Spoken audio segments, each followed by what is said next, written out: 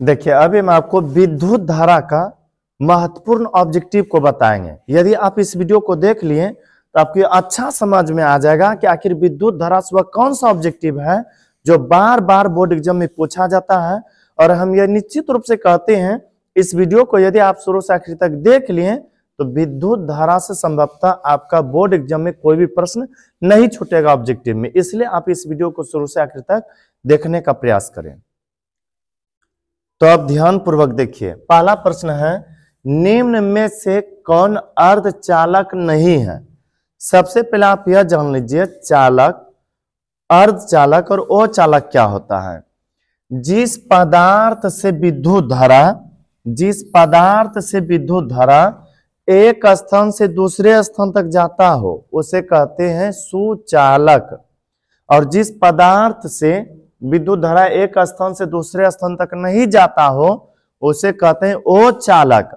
और जिससे थोड़ा थोड़ा धारा जाता हो एक स्थान से दूसरे स्थान तक उसे कहते हैं अर्धचालक। और यह भी याद रखिएगा धातु जो होते हैं वह प्रायः सुचालक होते हैं, जबकि अधातु वह प्रायः कुचालक होते हैं।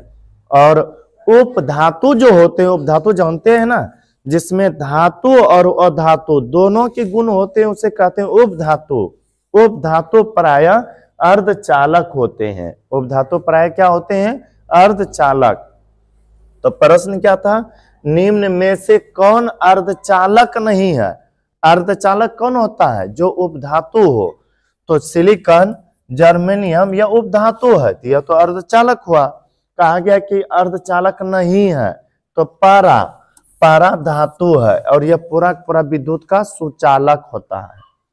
फिर आगे प्रश्न है विद्युत प्रतिरोध का मात्रक है। विद्युत प्रतिरोध का मात्रक होता है ओम। पता है प्रतिरोध किसे कहते हैं? जो विद्युत धारा का विरोध करे, जो विद्युत धारा को आगे बढ़ने से रोके उसे प्रतिरोध कहते हैं। और यदि कह दे प्रतिरोधकता कैसा मात्रक क्या होता है तब कहना है ओम मीटर। फिर आगे प्रश्न है विद्युत धारा का मात्रक होता है। विद्युत धारा के मात्रक होता है एम्पियर। विद्युत धारा का मात्रक क्या होता है? एम्पियर। विद्युत धारा को माप करके इसे व्यक्त करते हैं एम्पियर में। जैसे सब्जी जो हम लोग खरीदते हैं कैसे पता है ना कि 10 रुपए किलो, 20 रुपए किलो, उसे नाप करके केजी में व्यक्त किया जाता है। ठीक उसी तरह से विद्युत धारा को माप करके एम्पियर में व्यक्त किया जाता है, जबकि प्रतिरोध को माप करके ओम में व्यक्त किया जाता है। फिर आगे प्रश्न है 1 ओम, 1, 2 और 3 ओम के 3 प्रतिरोध। कितना प्रतिरोध? 3 प्रतिरोधों को श्रेणी क्रम में जोड़ने पर समतुल्य प्रतिरोध होगा। याद रखिएगा 2 क्रम होते हैं, एक श्रेणी और दूसरा समांतर। श्रेणी क्रम में यदि आपसे पूछे ज्यादा टेंशन नहीं लेना है, सबको आराम से जोड़ दीजिए वही आंसर होगा। 1 और 2, 3, 3, 3, 6 ओम हो जाएगा। यदि श्रेणी क्रम में जोड़ने के लिए समतुल्य प्रतिरोध यदि ज्ञात करने के लिए बोले तो कहिएगा सबको जोड़ करके जो आंसर होगा वही उसका आंसर हो जाएगा। अर्थात यह कि यहां जैसे प्रश्न था 1, 2 और 3 ओम के 3 प्रतिरोधों को श्रेणी क्रम में जोड़ने पर समतुल्य प्रतिरोध क्या होगा। जब जब समतुल्य प्रतिरोध पूछा जाएगा तब तब सबको जोड़ दीजिएगा। फिर आगे प्रश्न है विभवांतर का ऐसा मात्रक क्या होता है।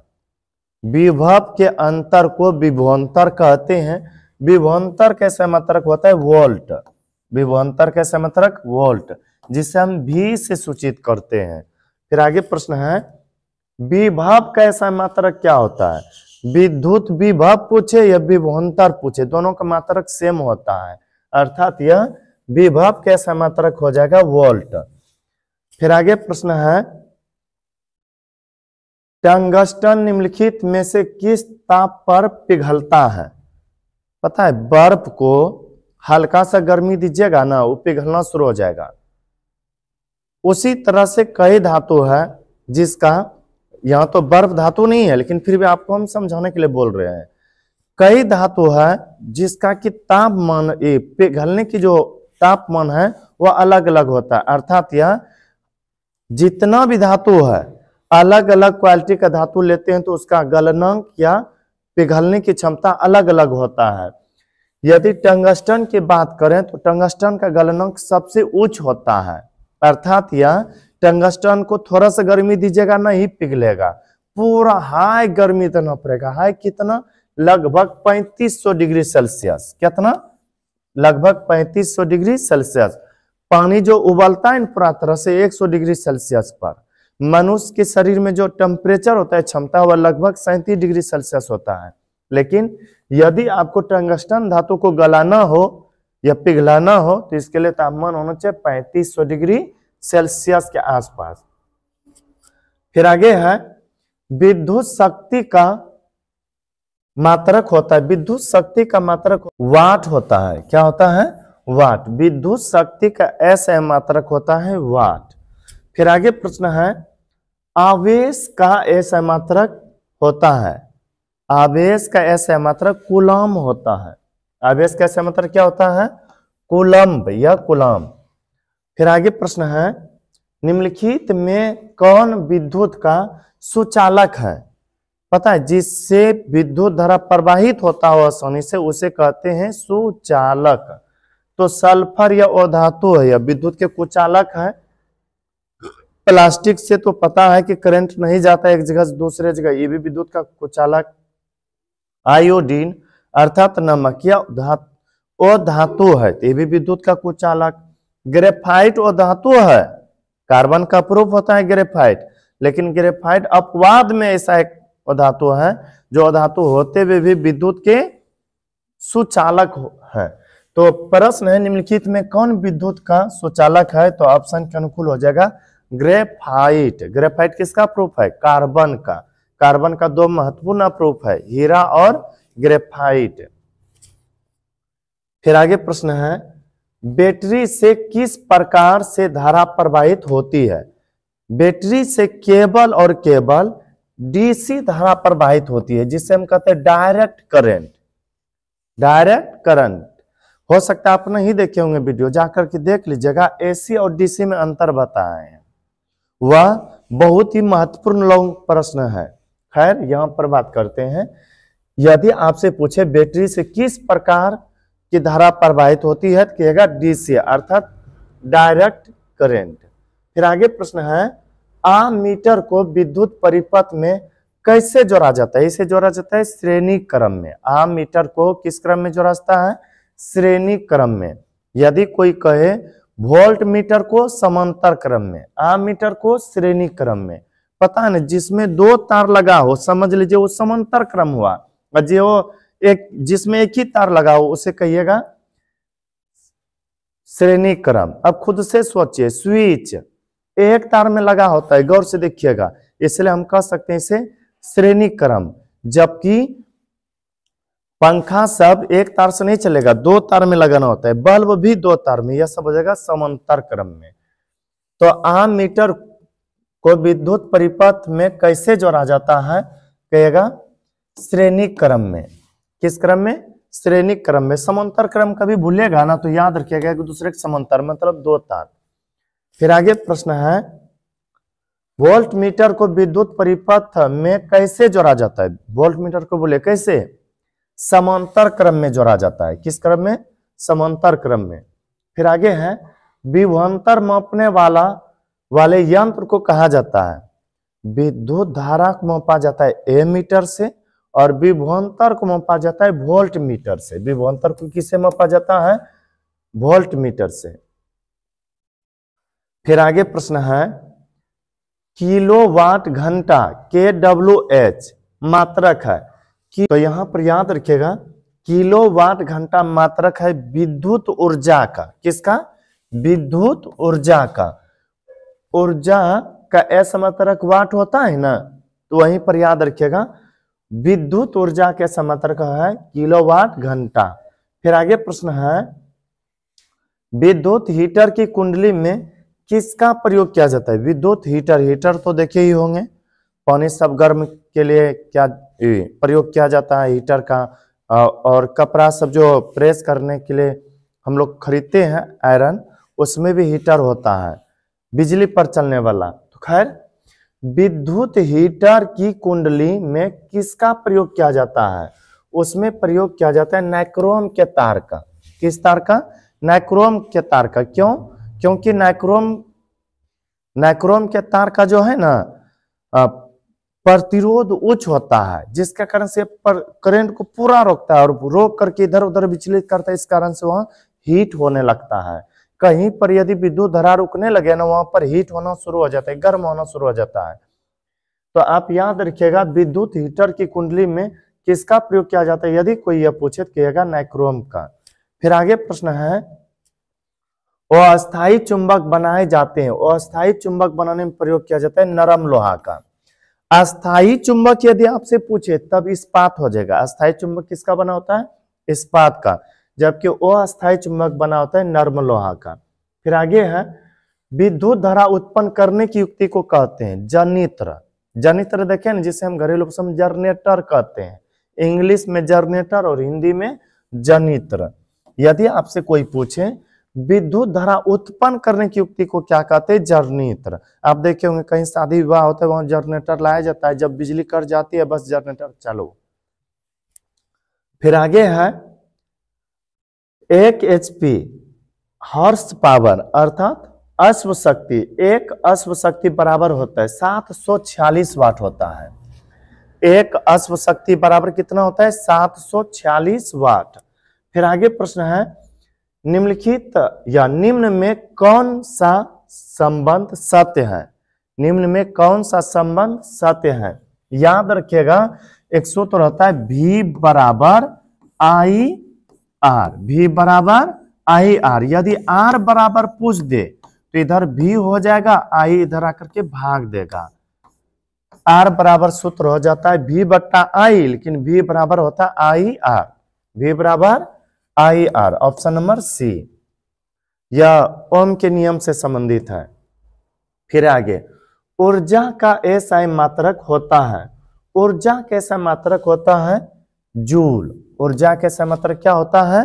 जूल। तो यदि आपसे कोई पूछे कि ऊर्जा के ऐसा मात्रक क्या होता है, तो कहेगा जूल।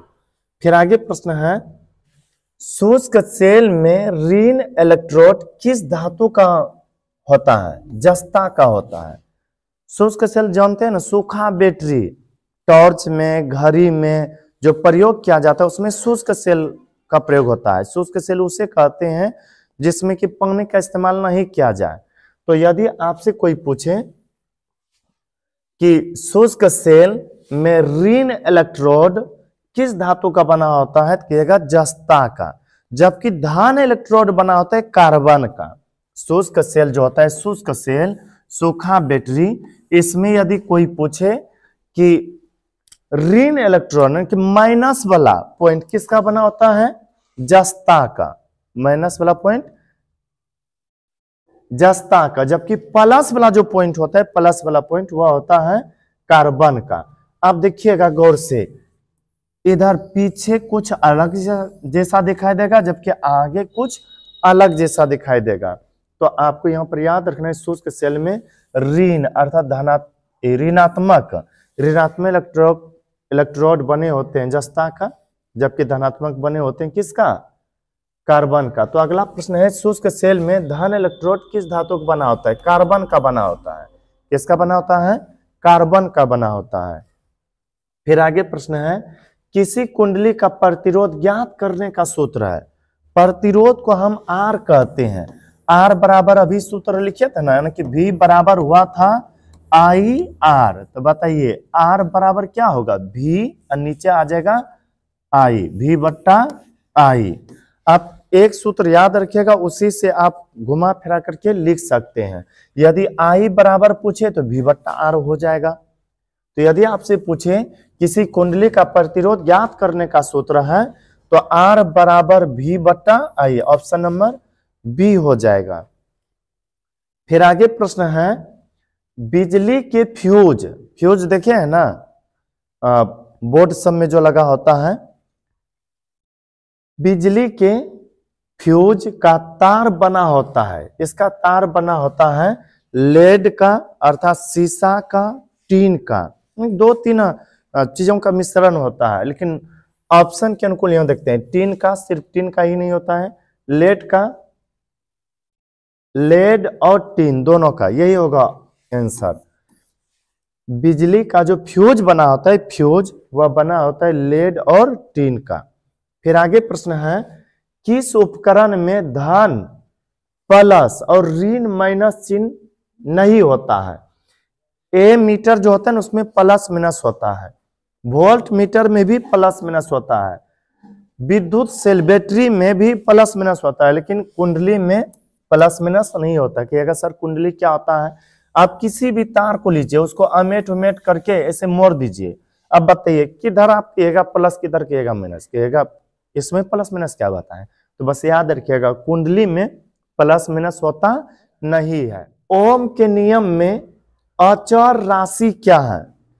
हो सकता है यदि आप ओम का नियम पढ़े होंगे तो आपको याद होगा, यदि किसी चालक के ताप में कोई परिवर्तन न हो, क्या बोले, यदि किसी चालक के ताप में कोई परिवर्तन न हो तो उसमें प्रवाहित विद्युत धारा उसके सिरों के बीच आरोपित विभवांतर के समानुपाती होते हैं। अर्थात यह, यदि किसी चालक के ताप में कोई परिवर्तन ना हो, ताप में कोई परिवर्तन ना होना चाहिए। कहा है कि ओम के नियम में अचर राशि, अचर का मतलब न तो घटे न ही बढ़े, तो वह क्या है, ताप है। बस इस वीडियो में इतना ही।